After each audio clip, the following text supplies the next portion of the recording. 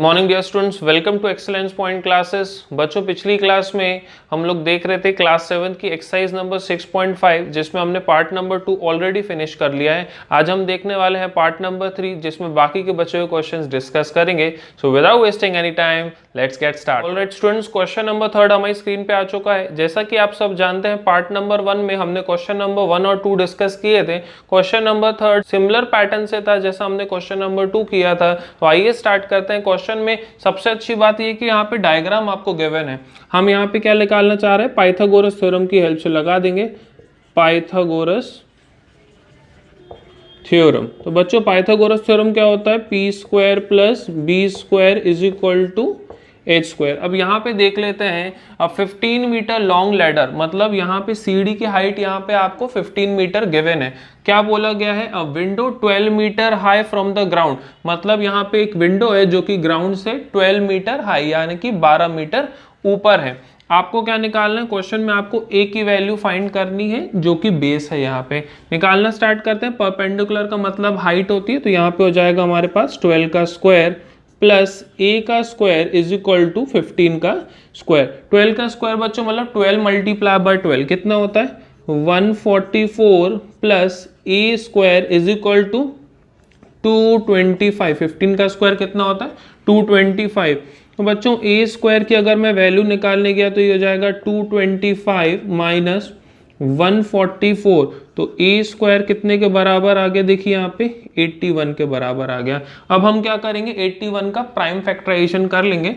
तो यहाँ पे हम 81 का प्राइम फैक्टराइजेशन करें, सबसे पहले इसको 3 से करें, कितनी बार में जाएगा 27, फिर 3 से हम यहाँ पे करते हैं तो 9 टाइम्स में जाता है। नेक्स्ट फिर 3 से करते हैं तो यहाँ पे 3 टाइम में जाएगा, लास्ट 3 से करते हैं यहाँ पे 1। अब क्या कर लेंगे, हम दो दो की यहाँ पे पेयरिंग कर लेते हैं।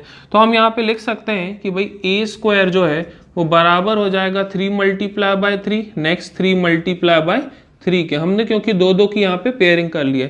ए स्क्वायर इज इक्वल टू हम लिख सकते हैं यहाँ पे 3 square multiply by 3 square. A square is equal to, rule मैंने बताया था, बेस मल्टीप्लाई हो जाते हैं और पावर क्या हो जाती है, कॉमन हो जाते हैं। यहाँ पे स्क्वायर से स्क्वायर कट कर देंगे, ए इज इक्वल टू आ जाएगा आपके पास 9 मीटर, जो कि फाइनल आंसर है। अब देखते हैं नेक्स्ट क्वेश्चन। बच्चों, क्वेश्चन नंबर 7 हमारी स्क्रीन पे है। क्वेश्चन नंबर 4, 5 और 6 हम लोग ऑलरेडी पार्ट नंबर 2 में डिस्कस कर चुके हैं। आइए स्टार्ट करते हैं। क्वेश्चन में आपको गिवन है, find the perimeter of a rectangle whose length is 40 centimetre. Question में गिवन है यहाँ पे लेंथ 40 सेंटीमीटर और डायगोनल की लेंथ यहाँ पे 41 सेंटीमीटर आपको गिवन है। आपको क्या निकालना है, पेरीमीटर निकालना है। तो बच्चों, पेरीमीटर निकालने के लिए आपको सबसे पहले ब्रेथ की यहाँ पे रिक्वायरमेंट होगी, तो हमने यहाँ पे ब्रेथ को x कंसिडर कर लिया है। तो यहाँ पे हम लोग सबसे पहले लिख देंगे let the breadth be x,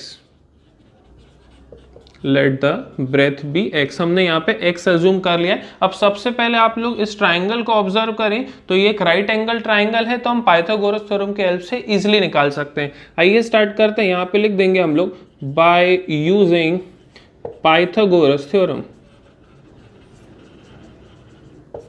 तो बच्चों, हम लोग पाइथागोरस थ्योरम जानते हैं, P square plus B square बराबर होता है यहाँ पे किसके, एच स्क्वायर के। परपेंडिकुलर कितना लिया हमने यहाँ पे, x का square, 40 square is equal to यहाँ पे 41 का स्क्वायर।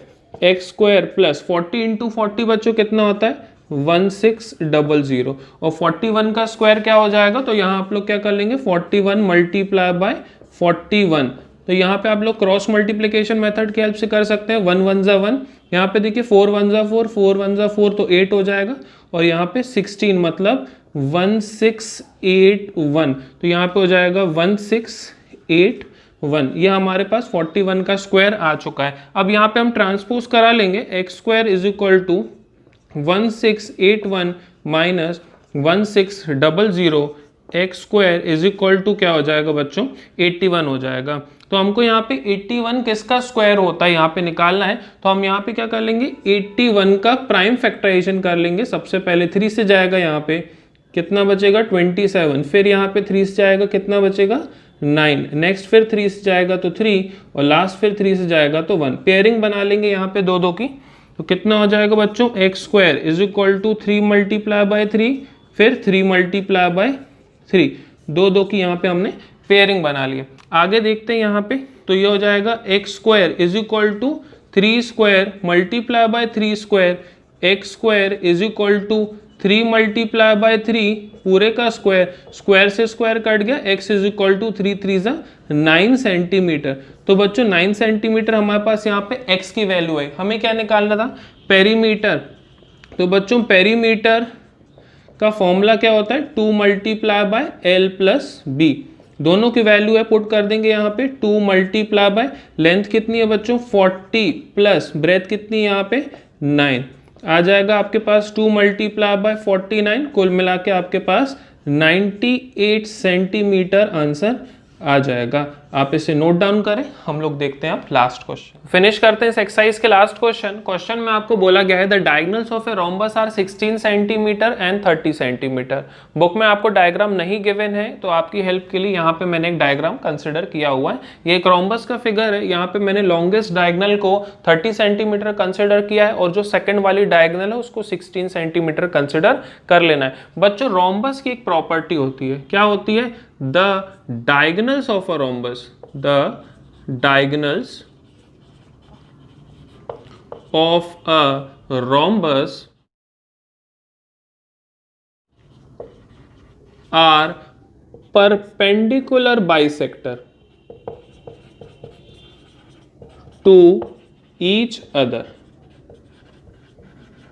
इसका मतलब होता है कि दोनों के दोनों डायगोनल्स जो हैं वो परपेंडिकुलर होते हैं, मतलब 90 डिग्री पे इंटरसेक्ट होते हैं और बाइसेक्ट करते हैं। इसका मतलब दो इक्वल पार्ट्स में यहाँ पे डिवाइड करते हैं।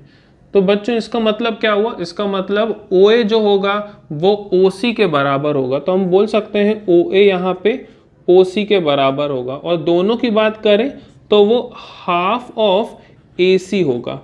सिमिलरली अगर मैं यहाँ पे OB की बात करूँ तो OB यहाँ पे OD के बराबर होगा और वो हाफ ऑफ BD के बराबर होगा। तो अगर हम यहाँ पे AC की वैल्यू पुट करें तो वो हो जाएगा हाफ इंटू AC की वैल्यू कितनी है? 30। तो यहाँ पे फाइनल आंसर हमारा 15 सेंटीमीटर आ जाएगा। हाफ इंटू यहाँ पे हम वैल्यू पुट करेंगे 16, तो कैंसिल करने के बाद यहाँ पे 8 सेंटीमीटर आ जाएगा। तो बच्चों हमारे पास क्या क्या वैल्यूज आ गई? हमारे पास 15 सेंटीमीटर इसकी वैल्यू आ गई और यहाँ पे इसकी वैल्यू हमारे पास 8 सेंटीमीटर आ गई। तो बच्चों हाइपोटेनस हम बहुत ईजिली निकाल सकते हैं। किसकी हेल्प से? यहाँ लिख देंगे हम by using Pythagoras theorem. By using Pythagoras theorem क्या होता है बच्चों? लगा दी हमने p square plus b square बराबर होता है h स्क्वायर के। परपेंडिकुलर यहाँ पे 15 है, 15 स्क्वायर प्लस बेस है हमारे पास यहाँ पे 8 square is equal to h square. 15 का स्क्वायर अभी किया हमने 225, 8 का square 64 is equal to h square. Add कर लेते हैं यहाँ पे 289 is equal to h square. बच्चों 289 का स्क्वायर रूट आपको याद करना पड़ेगा क्योंकि ये 17 का स्क्वायर होता है। तो बच्चों यहाँ पे जब आप 289 को प्राइम फैक्टराइज करोगे तो वो सिर्फ 17 से जाता है। तो यहाँ पे 17 बचेगा, फिर 17 से किया तो 1 पेयर आपके पास बन गया यहाँ पे। तो हम इसको लिख सकते हैं 17 स्क्वायर बराबर हो जाएगा यहाँ पे h स्क्वायर के। स्क्वायर से स्क्वायर कट गया तो यहाँ पे आपके पास कितना आंसर आ गया? यहाँ पे आंसर आया h is equal to 17 centimetre. ये आपके पास फाइनल आंसर आया। अब यहाँ पे हमको क्या निकालना है? पेरीमीटर। किसका निकालना है? Perimeter of rhombus. तो बच्चों जैसा कि आप सब जानते हैं रोम्बस और स्क्वायर में ज्यादा फर्क नहीं है। क्यों? क्योंकि चारों साइड तो इसकी इक्वल रहती है। तो क्या हो जाता है हमारे पास फॉर्मूला? 4 इंटू साइड के बराबर हो जाता है। वैल्यू पुट कर देते हैं 4 इंटू 17, 17 4 जा बच्चों कितना होता है? 68 होता है। तो यहाँ पे आंसर 68 सेंटीमीटर आ जाएगा। मोस्ट इंपॉर्टेंट क्वेश्चन इस एक्सरसाइज का, इसको नोट डाउन करें।